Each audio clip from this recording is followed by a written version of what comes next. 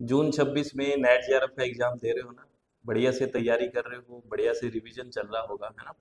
चलो फिर देखते हैं आपका कैसा रिवीजन चल रहा है। और हम कुछ क्वेश्चंस की बात करेंगे लॉजिकल रीजनिंग के, जो रिसेंटली क्वेश्चंस पूछे गए हैं। और ये टॉपिक ऐसे है जो हर बार क्वेश्चंस पूछे जाते हैं। तो बेसिकली चलो प्रैक्टिस करते हैं। आपको एक चीज बोलूंगा कि मेरे आंसर या समझाने से पहले खुद पॉज करके आंसर किया करो कमेंट में कि ये आंसर मुझसे आया। फिर आप चीज़ों को चेक किया करो कि मैंने गलत क्यों किया, किस तरह से मुझे मैच करना था, कैसे मुझे सोचना था, ये सब काम करना है, ठीक है।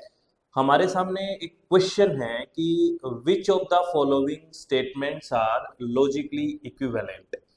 निम्नलिखित में से कौन से कथन तार्किक रूप से समतुल्य है। तो यहाँ देखने वाली चीज है लॉजिकली इक्विवेलेंट होना चाहिए।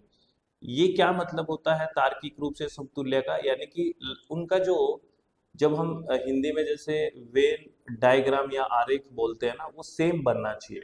यानी कि उनका अर्थ है वो एक जैसा आना चाहिए, उसका जो डायग्राम बनना चाहिए वो एक जैसा इक्विवेलेंट होना चाहिए। जैसे यहाँ पे देखते हैं कौन कौन से इसका बेसिकली मैच करेगा। सबसे पहले लिखा हुआ है कि all pens are non pencil. तो यहाँ पेन और पेंसिल्स के बारे में बात हो रही है, तो मैं एक एक ही बात कर रहा हूँ। सबसे पहले ये जो ए ऑप्शन है इसका हम एक वेन डायग्राम बनाने की कोशिश करते हैं। समझिए, मैंने मान लिया कि ये पेन्स है, ये सारे पेन्स है, और इसका ये सर्कल बना लिया, ये पेन्स है। अब कह रहा है कि all pens are non pencil. तो कहने का मतलब यहाँ पे पेन और पेंसिल में कोई रिलेशन नहीं है। ये कहना चाह रहा है कि all pens are non pencil. अगर मुझे पेंसिल बनाना होगा तो मैं दूसरा बनाऊंगा, यानी कि ये पेंसिल बनाऊंगा। क्यों बनाया ऐसे, समझ गए? पेन का यहाँ क्यों, मैं दूसरा एक पेंसिल का एक अलग कलर का डायग्राम ले लेता हूँ, है ना। ये मान लेते हैं पेंसिल का डायग्राम हो गया। तो अब देखिए पेन और पेंसिल दोनों अलग अलग हैं, कोई रिलेशन नहीं है। पहला स्टेटमेंट ए यही कह रहा है। तो हमें देखना है कि इस तरह के कितने बेसिकली हमारे पास वेन आरेख या वेन डायग्राम बनेंगे। तो ए का तो हमारे पास बन गया ये वाला पहले स्टेटमेंट का, कि all pens are non pencil. अब सेकंड स्टेटमेंट की बात करते हैं। सेकंड स्टेटमेंट है कि all non pencils are pens. तो अब नॉन पेंसिल, चलो मैं पेंसिल वाला एक डायग्राम बी स्टेटमेंट की तरफ जा रहा हूं। मैं बी का मान लो मैंने ये पेंसिल बनाया, ये पेंसिल है ना, ये पेंसिल है। ध्यान से समझना, ये पेंसिल है, बी वाले की बात कर रहा हूँ। तो अब बाहर वाला जितना भी बच गया पेंसिल के बाहर, यानी कि जो हमने एक सर्कल बनाया है उसके बाहर जो बन गया वो नॉन पेंसिल है ना। क्योंकि देखिए ये तो पेंसिल है, ये वाला पेंसिल है इतना, ठीक है। तो ये कह रहा है कि all non pencils are pen, कि जो नॉन पेंसिल के बाहर जितना भी बच गया, यानी कि ये वाला बच गया, ये वाला सारा पेन है ना। ये कह रहा है कि नॉन, जितना भी पेंसिल के बाहर जितना भी बच गया, जो एरिया बच गया, ये सारा का सारा पेन है। क्योंकि कह रहा है कि all non pencils are pen. तो इस चीज को भी हम नहीं, ये दोनों सेम तो नहीं बने भाई, क्योंकि वो तो कोई रिलेशन ही नहीं कह रहा। वो कह रहा है कि पेन्स और पेंसिल का कोई रिलेशन नहीं है, पहला स्टेटमेंट कह रहा है। दूसरा कह रहा है कि ऑल नॉन पेंसिल्स, यानी कि जो भी पेंसिल के अलावा बाहर जितना वो पेन है, वो इस तरह का डायग्राम या वेन आरेख बन रहा है। तो ये मैच नहीं कर रहे ए और बी। तो ए और बी तो नहीं आएगा, तो यानी कि ये ऑप्शन तो आएगा ही नहीं, ए और बी। अब आगे और देखते हैं, है ना, सी ऑप्शन की तरफ चलते हैं। चलो सी ऑप्शन की तरफ चलते हैं। सी ऑप्शन क्या है देखिए, नो पेन्स आर पेंसिल, यानी कि ये मैंने नो पेंसिल आर पेन। तो ये मैंने अगर पेंसिल बनाया, पेंसिल को हम रेड कलर में ले रहे हैं ना, चलो ये मैंने पेंसिल बना दिया। ये क्या है, ये पेंसिल है। ये मैं बाहर लिख देता हूँ सर्कल के, ये पेंसिल्स है, ठीक है। No pencil are pen. तो अब ये पेंसिल है, और आगे मैं अगर पेन बनाता हूँ तो पेन कैसे बनेगा, इस डायग्राम से पेन यहाँ बनेगा, ठीक है। ये पेन है, यानी कि आप अब देखो ये जो सी वाला स्टेटमेंट है ये भी ये कह रहा है कि नो पेंसिल्स आर पेन्स, यानी कि पेंसिल और पेन में कोई रिलेशन नहीं है, यानी कि कोई भी पेंसिल पेन नहीं है। तो अगर आप ए को देखो स्टेटमेंट को, पेन और पेंसिल का डायग्राम कैसे बना है देखो, कोई रिलेशन नहीं है। ऐसे ही सी स्टेटमेंट को देखो, ये भी पेंसिल और पेन में कोई रिलेशन नहीं है। तो ये दोनों इक्विवेलेंट बन रहे हैं, है ना, क्योंकि सेम डायग्राम है, वेन आरेख देखिए, आराम से देखो इसको, दोनों में कोई रिलेशन नहीं है। अब डी की बात करते हैं। डी कह रहा है कि नो पेन्स, यानी कि चलो मैं डी का बना रहा हूँ, ये डी का बना रहा हूँ, ये पेन्स हो गए, है ना। ये मैंने पेन्स की बात करी है। अब कह रहे हैं नो पेन्स आर पेंसिल, यानी कि कोई भी पेन है वो पेंसिल नहीं है। और तो पेंसिल कहाँ बनाऊंगा, इससे दूर बनाऊंगा क्योंकि इसका कोई रिलेशन ही नहीं है, क्योंकि ये सी का जस्ट अपोजिट है, तो ये हो गया पेंसिल, है ना।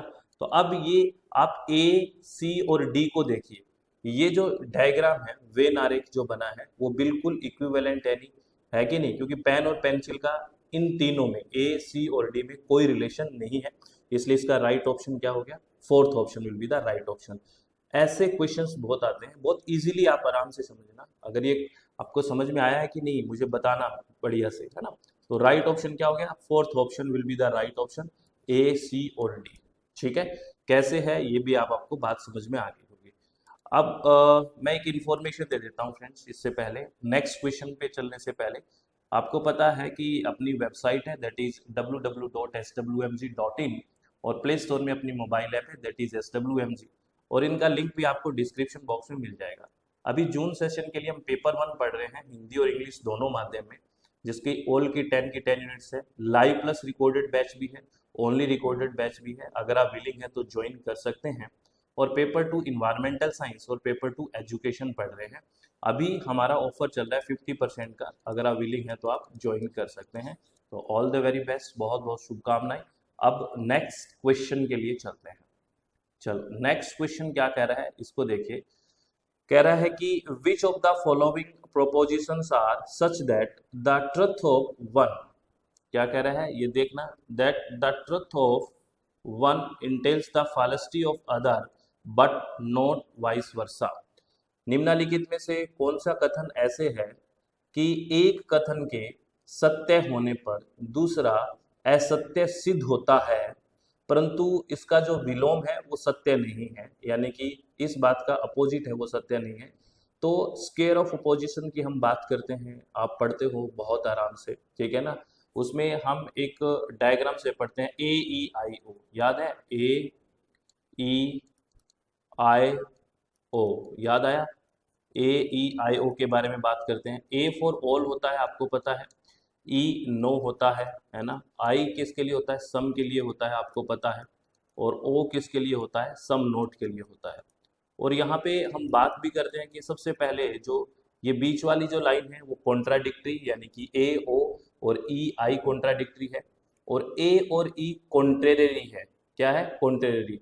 अगर इनकी आपको डेफिनेशन याद है, ये चारों डेफिनेशंस आपको याद होना चाहिए, कॉन्ट्रेरी, सब कॉन्ट्रेरी, है ना, सब अल्टरनेशन और कॉन्ट्राडिक्टरी, इनकी चारों की परिभाषा डेफिनेशन याद होनी चाहिए। परिभाषा या डेफिनेशन से ही क्वेश्चन है, कह रहा है कि which of the following propositions are that such the truth of one, एक का जो सच है वो दूसरे की फालेसी की तरफ, यानी कि एक कथन के सत्य होने पर दूसरा असत्य सिद्ध होता है, तो ये बात कर रहा है कॉन्ट्रेरी की, है ना। तो कॉन्ट्रेरी कौन सा रिलेशन हुआ, ऑल और नो का, ए और ई का। तो अब देखिए ऑल और नो वाला देख लीजिए, पहला है ऑल बनानाज आर फ्रूट्स, सभी फल, है ना, सभी केले फल है। तो एक तो ऑल वाला ये हो गया, है ना, ऑल और नो का रिलेशन ही पूछ रहा है, नो बनानाज आर फ्रूट्स, यानी कि ए और बी सीधा सीधा हो गया, यानी ये कॉन्ट्रेरी की बात आपसे पूछ रहा है ना। तो ए और बी, यानी third option will be the right option. बहुत इजी क्वेश्चन है, बहुत आराम से समझना। और स्केयर ऑफ अपोजिशन इतना इंपॉर्टेंट है, कोई हद नहीं है, हर बार आपको 1 से 2 क्वेश्चंस पूछे जा रहे हैं, तो प्लीज ये टॉपिक बड़े अच्छे से करें। और यूट्यूब पे भी हमने ये टॉपिक किया हुआ है, square of opposition by SWMG या बाय डॉक्टर मुकेश गोयल से, आप देखोगे तो आपको मिल जाएगा, ठीक है। चलो आगे बात करते हैं। नेक्स्ट क्वेश्चन क्या कह रहा है, ये स्टेट असर्शन रीजनिंग का क्वेश्चन है। पहला असर्शन यानी कि कथन क्या कह रहा है, as per classical Indian school of logic the argument wherever there is fire there is smoke is fallacious. कह रहा है भारतीय शास्त्रीय तर्क शास्त्र में के अनुसार जहां आग है ना, होती है वहां धुआं होता है, यह तर्क फालिसियस है, भ्रामक है या असत्य है। ये कथन पहला या असर्शन ये कह रहा है।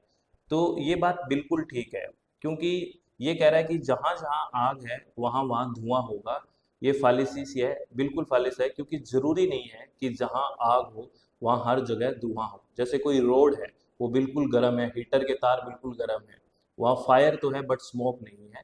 तो ये बात जो असर्शन में कह रहा है कि as per classical Indian school of logic the argument where there is fire there is smoke is fallacious, ये बिल्कुल ठीक बात है, ये असत्य है, ये भ्रामक है, ये ठीक है। क्यों है भ्रामक, इसका रीजन दिया हुआ है। कह रहा है in the above argument the middle term is non exclusive, यानी कि उपरोक्त तर्क में मध्य पद अपवर्जित है। आपको तीन term, major term, minor term और मिडल टर्म के बिल्कुल कंसेप्ट क्लियर होना चाहिए कि ये क्या होता है। मिडल टर्म हेतु यानी कि कारण है, तो आपको पता है, और यहाँ कारण स्मोक की बात कर रहा है। तो ये रीजन है ना, ये गलत है, क्योंकि ये रीजन कह रहा है in the above argument the middle term is non exclusive, यानी कि ये अपवर्जित है, ये बिना किसी रिलेशन की बात कर रहा है, ऐसा नहीं है। ये जो रीजन है, यहाँ क्या होता तो ठीक होता, यहाँ होता कि ये ओवर जनरलाइजेशन की बात कर रहा है, अगर ये बात होती तो ठीक होता। तो इसलिए ये रीजन वाला जो चीज है, ये जो इसने रीजन दिया है, ये ठीक नहीं है, यानी कि आर इज नॉट करेक्ट वाली बात करेंगे हम। तो इसका थर्ड ऑप्शन है वो राइट ऑप्शन होगा, A is correct but R is not correct. तो आपको मैं एक होमवर्क दे रहा हूँ, और आपको अगर पता है तो कमेंट में बताना कि आपको क्या डिफरेंस पता है, मेजर टर्म कौन सी होती है, माइनर टर्म कौन सी होती है, और मिडल टर्म कौन सी होती है। जब हम बात करते हैं ना, जब हम व्याप्ति की बात करते हैं तो ये टर्म्स बहुत यूज होती है। और आप ये मानिए, अगर आपका स्क्वायर ऑफ अपोजिशन बहुत अच्छे से आता है, प्लस आपको मिडल, मेजर और माइनर टर्म्स का एक जो कंसेप्ट है बढ़िया से क्लियर है, तो क्वेश्चन लॉजिकल रीजनिंग के बहुत इजी हो जाएंगे आपके लिए, ठीक है। तो ये ध्यान रखना है आपको। चलो आगे बात करते हैं नेक्स्ट क्वेश्चन के बारे में। देखो आपको सारी चीज़ें अच्छी लग रही है और आप चाह रहे हैं कि ऐसी क्लासेस आपको मिलती रहे, तो आप बिल्कुल इसको सब्सक्राइब करके रखिए और नोटिफाई करके रखिए, और इससे हमें भी मोटिवेशन मिलता है। लाइक सब्सक्राइब सब करिए, और हमें सबको म्यूचुअली बेनिफिट रहता है इससे, कि आपको भी अच्छा मिलेगा, हमें मोटिवेशन मिलेगा, आगे बढ़ते रहेंगे। चलो आगे बात करते हैं क्वेश्चन का। If the statement all whales are mammals is given as false, यहाँ बात देखना, ये फॉल्स की बात कर रहा है, ये गिवन एज फॉल्स, ये ट्रू मत पढ़ लेना, यही गलती कर देते हैं बच्चे। कह रहे हैं all whales are mammals is a given as false, which of the following statement can be immediately inferred to be true. कह रहा है यह यदि यह कथन सभी व्हेल स्तनधारी है, असत्य है, तो निम्नलिखित में से कौन सा कथन तुरंत सत्य माना जा सकता है। तो ये जो बात कर रहा है कि एक असत्य है तो दूसरा इमीडिएटली सत्य होगा, ऐसा कौन सा है, तो ये कौन सा रिलेशन की बात कर रहा है, ये बात कर रहा है कॉन्ट्राडिक्ट की। मैं यही कहूंगा ना कि एक झूठा है तो दूसरा सच्चा है, मतलब कॉन्ट्राडिक्ट की बात वाला रिलेशन पूछ रहा है। तो कॉन्ट्राडिक्ट का रिलेशन की बात करें तो वही आपको याद आना चाहिए, ए ई आई ओ, ये याद आ रहा है, ए ई आई ओ की बात करें तो ये ए और ओ का रिलेशन है वो कॉन्ट्राडिक्ट है, यानी कि ओल का, और ओ फॉर क्या होता है, सम नोट, आपको पता है ओ फॉर सम नोट होता है, और ई यानी कि नो, आपको पता है, और आई फॉर सम, यानी कि नो और सम का जो रिलेशन है, ये रिलेशन भी कॉन्ट्राडिक्टरी है। तो हम देखते हैं कि कौन सा हमें कॉन्ट्राडिक्टरी रिलेशन है। तो पहला कह रहा है ऑल मैमल्स आर व्हेल्स, ये कंडीशन पूरी कर रहा है। अगर हमें सम नोट वाला और मिल जाए, इट मीन्स वो कॉन्ट्राडिक्टरी मिल जाएगा। तो अगर और ऑल, हाँ ये देखिए ऑल व्हेल्स आर मैमल्स, ये फॉल्स है ना, तो इसका जस्ट ट्रू क्या होगा, इसका जस्ट ट्रू क्या होगा, ये अपोजिट वाला, और इसका अपोजिट क्या है, सम नोट, सीधी सी बात है। हमें स्टेटमेंट दिया है कि all mammals are, all whales are mammals, ये क्या है, फॉल्स है, यानी कि ये बात फॉल्स है ऑल वाली, तो इसकी कॉन्ट्राडिक्ट यानी कि ओ वाली बात क्या हो जाएगी, ट्रू हो जाएगी। ओ वाली का मतलब होता है सम नोट, तो इसमें सम नोट वाला देख लो कहाँ है, सम व्हेल्स आर नॉट मैमल्स, ये आ गया ना सम नोट। तो सेकंड जो होगा, यानी कि कुछ व्हेल स्तनधारी नहीं है, ये इमीडिएटली ट्रू हो जाएगा, क्योंकि कॉन्ट्राडिक्ट रिलेशन की बात कर रही थी। तो second option will be the right answer. तो ये सारी बातें आपको ठीक से लग रही है, बढ़िया से समझ में आ रही है, तो बहुत बढ़िया है। अगेन मैं आपको एक इन्फॉर्मेशन दे देता हूँ फ्रेंड्स, आपको पता है कि अपनी वेबसाइट है दैट इज www.swmg.in, और प्ले स्टोर में अपनी मोबाइल ऐप है SWMG, और एक कॉन्टैक्ट नंबर है, व्हाट्सएप या कॉल करके जानकारी ले सकते हैं। पेपर 1 हम दोनों माध्यम में, हिंदी और इंग्लिश माध्यम में पढ़ते हैं, ऑल 10 की 10 यूनिट पढ़ते हैं, और थ्योरी के साथ प्रीवियस ईयर क्वेश्चंस का भी प्रॉपरली डिस्कशन रहता है, ठीक है। बहुत आराम से हम एग्जाम ओरिएंटेड बात करते हैं, कोई फालतू की मेरे हिसाब से डिस्कशन हम करते ही नहीं है। पेपर 2 इन्वायरमेंटल साइंस और पेपर 2 एजुकेशन हम पढ़ रहे हैं, अगर आप विलिंग है तो ज्वाइन कर सकते हैं। इनका लिंक है वो आपको डिस्क्रिप्शन बॉक्स में भी मिल जाएगा, और एक बात मैं आपको फिर बोलता हूँ कि हमेशा क्या रखें, चित्त को शांत रखें। इससे पहले एक क्वेश्चन और कर लेते हैं। सर एक क्वेश्चन और करवा दीजिए। चलो कर लेते हैं। पहला स्टेटमेंट किया है कि truth and falsehood are predicates of argument. सत्य और असत्य तर्क के निर्धारक हैं, पहला कह रहा है। और सेकंड स्टेटमेंट कह रहा है validity and invalidity are predicates of statement. वैधता और अमान्यता या अवैध कथनों के निर्धारक है। तो आपको ये लग रहा होगा कि दोनों के दोनों स्टेटमेंट है वो उल्टे लिखे हुए हैं, यानी कि दोनों के दोनों स्टेटमेंट है वो इनकरेक्ट है। बोथ स्टेटमेंट क्यों है? आपको पता है ट्रुथ और फॉल्स हमेशा किसके साथ आएगा? स्टेटमेंट के साथ आएगा। क्योंकि स्टेटमेंट या तो फॉल्स होगा या फिर ट्रू होगा। स्टेटमेंट है ना, कोई भी बात करेंगे वो स्टेटमेंट के बारे में बात करेंगे। स्टेटमेंट या तो फॉल्स होगा या ट्रू होगा। कभी भी आर्ग्यूमेंट के साथ ट्रू और फॉल्स नहीं आता, तो इसलिए ये गलत हो गया। ठीक है। और जो स्टेटमेंट है, स्टेटमेंट के साथ हमेशा वैलिड और इनवैलिड नहीं आएगा। वैलिड और इनवैलिड आर्ग्यूमेंट के साथ आएगा। किसके साथ आएगा? आर्ग्यूमेंट के साथ आएगा। तो ये भी गलत हो गया। ठीक है। तो ये दोनों के दोनों स्टेटमेंट है वो अपोजिट है, यानी कि स्टेटमेंट के साथ आना चाहिए ट्रूथ एंड फॉल्स और आर्ग्यूमेंट के साथ आना चाहिए वैलिड और इनवैलिड। तो दोनों के दोनों, क्योंकि आर्ग्यूमेंट या तो वैलिड होगा या इनवैलिड होगा, फॉल्स एंड ट्रू नहीं होता। फॉल्स एंड ट्रू स्टेटमेंट होता है। जैसे मैं कहूँ कि सूर्य पूर्व दिशा में उगता है, तो या तो ये ट्रू है या फॉल्स है ना। तो ये स्टेटमेंट है, तो स्टेटमेंट के साथ ट्रूथ एंड फॉल्स आएगा। आर्ग्यूमेंट के साथ हमेशा वैलिड और इनवैलिड आता है। ये दोनों उल्टे लिखे हुए हैं। ये ऊपर वाली बात स्टेटमेंट के लिए है, नीचे वाली बात है वो आर्ग्यूमेंट के लिए है, इसलिए दोनों गलत हो गए। ठीक है।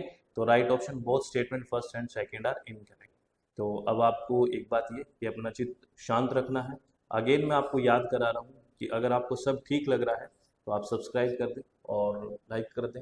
अगर अच्छा लगा हो तो लोगों के साथ ज़्यादा से ज़्यादा शेयर करें जिसको बेनिफिट हो सके। और आप हमारे साथ जुड़ना चाहते हैं तो जुड़ सकते हैं हमारी वेबसाइट और ऐप पे। इनका लिंक भी आपको डिस्क्रिप्शन बॉक्स में मिल जाएगा। एग्जाम के लिए बहुत सारी शुभकामनाएं, और एग्जाम ओरिएंटेड बात करिए, इधर उधर की बातें ना करें। बहुत बहुत धन्यवाद। Thank you. Thanks a lot friends. Take care, be happy.